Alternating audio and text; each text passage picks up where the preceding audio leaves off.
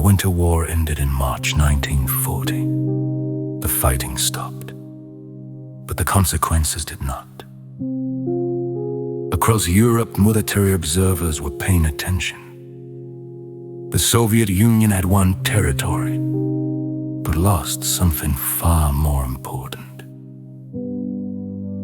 its reputation. Before the Winter War, the Red Army was widely considered one of the most powerful forces in the world. It was massive, well-equipped, numerically overwhelming. After the Winter War, that image was cracked. A small country with limited resources had resisted for more than 100 days and had inflicted losses that stunned foreign militaries. The conclusion drawn by many observers was dangerously simple. If the Soviet Union struggled against Finland, what would happen against a major European power? In Berlin, this question mattered. German military planners studied the Winter War closely. They noted poor Soviet leadership, rigid command structures, political interference, lack of initiative among officers. They also noted something else. When Soviet commanders were allowed to adapt, performance improved.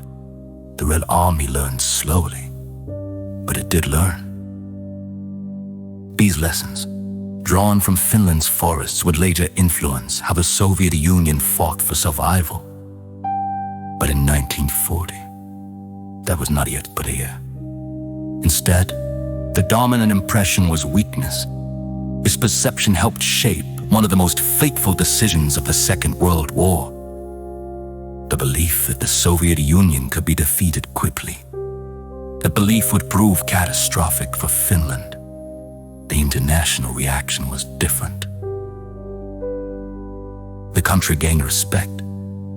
Not because it won, not because it endured. Finland demonstrated that discipline, terrain knowledge, and morale could offset overwhelming numbers. Foreign volunteers arrived, sympathy grew. The idea of Finnish resistance became a symbol.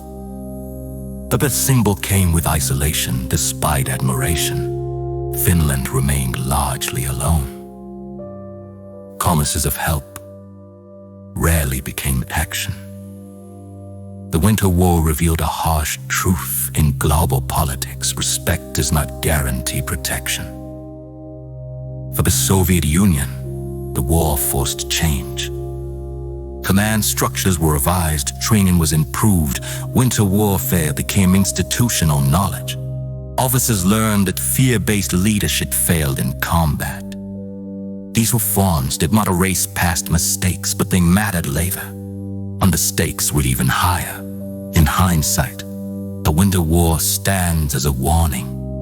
It showed how arrogance can blind power, how numbers alone do not guarantee victory, and how misjudging a smaller opponent can alter the course of history. The forests of Finland were far from the main theaters of the Second World War. But what happened there reshaped decisions made in Berlin, Moscow, and beyond. The Winter War did not decide the war, but it changed how the war would be fought. And in doing so, it left a mark far larger than its borders. A lesson written not in victory speeches, but in snow and silence.